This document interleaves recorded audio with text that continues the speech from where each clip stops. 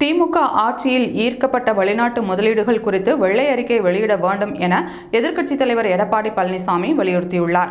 இதுகுறித்து அவர் வெளியிட்டுள்ள அறிக்கையில், திமுக ஆட்சி பொறுப்பேற்றதிலிருந்து வெளிநாட்டு முதலீட்டை ஈர்க்கிறேன் என்று 40 மாதங்களில் 4 முறை வெளிநாடுகளுக்கு குடும்பத்துடன் சுற்றுப்பயணம் மேற்கொண்ட ஸ்டாலின், நாட்டின் மற்ற மாநில முதல்வர்கள் ஈர்த்த முதலீட்டை விட மிக மிக குறைவான முதலீட்டை கொண்டு வந்துள்ளதாக செய்திகள் தெரிவிக்கின்றன என்று விமர்சித்துள்ளார்.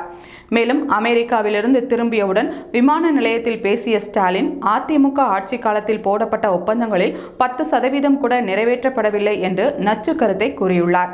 அதிமுக ஆட்சியில் தொழில்துறையில் பணியாற்றியவர்கள்தான் இப்போது முதல்வர் ஸ்டாலின் ஆட்சியிலும் தொடர்ந்து முக்கிய அதிகாரிகளாக பணியாற்றுகின்றனர்.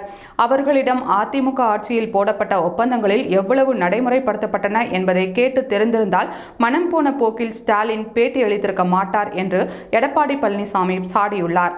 அது மட்டுமன்றி, இந்த 40 மாத கால திமுக ஆட்சியில் கொண்டுவரப்பட்ட வெளிநாட்டு முதலீடுகளின் நிலை, துவங்கப்பட்ட தொழிற்சாலைகள், வேலைவாய்ப்பு பெற்றவர்களின் எண்ணிக்கை உள்ளிட்ட அனைத்து விவரங்களுக்கான வெள்ளை அறிக்கையை வெளியிட வேண்டும் என்று அவர் வலியுறுத்தியுள்ளார்.